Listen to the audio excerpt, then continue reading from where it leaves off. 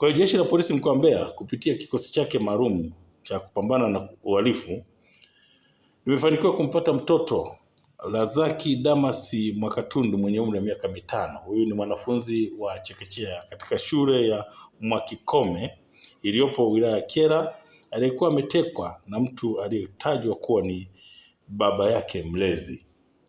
Ni kwamba Juni 1 mwaka 2026 katika maeneo ya kata ya Katumba Songwe wilayani Kyela mkoa wa Mbeya, mtoto huyu akiwa anacheza nyumbani kwao na watoto wenzake, alifika baba mlezi na kumchukua na kuondoka naye na kwenda kusikojulikana, huku akishinikiza kurudishiwa kiasi cha fedha shilingi 550,000 alizotoa kama mahari kumwoa mama wa mtoto huyo. Kwa hiyo baada ya mama huyo kukataa kuolewa kwamba hicho kiasi sasa kisipokelewe, ndipo alipoamua kufanya ukatili huu. Kwa hiyo baada ya kutolewa taarifa katika kituo cha polisi na kesi kufunguliwa, ndipo msako mkali uliweza kufanyika, na mnamo tarehe 14 mwezi wa 6 mwaka 2026 mtoto huyu aliweza kupatikana akiwa hai, akiwa ametelekezwa katikati ya msitu wa hifadhi ya Kituro uliopo mpakani mwa mkoa wa Njombe na Mbeya. Msako mkali unaendelea kumtafuta mtuhumiwa ambaye alimteka huyo mtoto na kisha kumtelekeza mtoto huyo, baada ya kubaini anafuatiliwa na askari wa Jeshi la Polisi. Lakini Jeshi la Polisi mkoa wa Mbeya linamshikilia mtu mmoja anaitwa Idi Hussein Robert.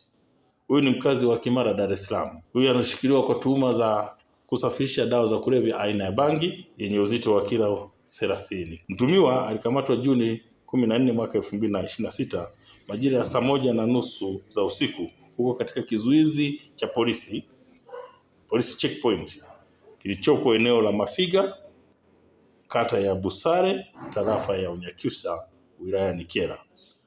Alikamatwa akiwa anasafirisha bangi hiyo vifurushi 13 vyenye uzito wa kilo 30 vilivyokuwa vimehifadhiwa ndani ya begi kubwa la nguo, na akiwa ameweka kwenye begi hilo la nguo akiwa sasa amepaki na anasafirisha mzigo huo kupeleka Dar es Salaam. Mtumiwa alikuwa akisafirisha dawa hizo katika basi lililokuwa likitokea Kyela kuelekea Dar es Salaam.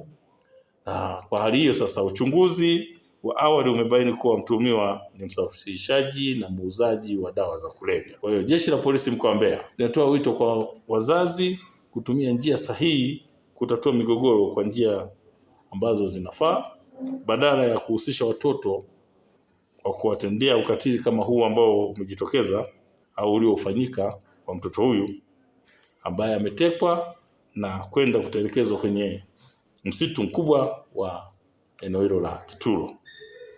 Lakini pia Jeshi la Polisi linatoa wito kwa wale wote ambao wanajihusisha au ambao wana tamaa ya kujipatia fedha kwa njia ya udanganyifu au fedha za haraka kwa njia zisizo halali, kuacha mara moja na badala yake wafanye shughuli halali ili kuepuka kuingia kwenye mgogoro wa kisheria, kwani nchi yetu ya Tanzania imekwisha toa fursa nyingi ili mtu aweze kujipatia kipato.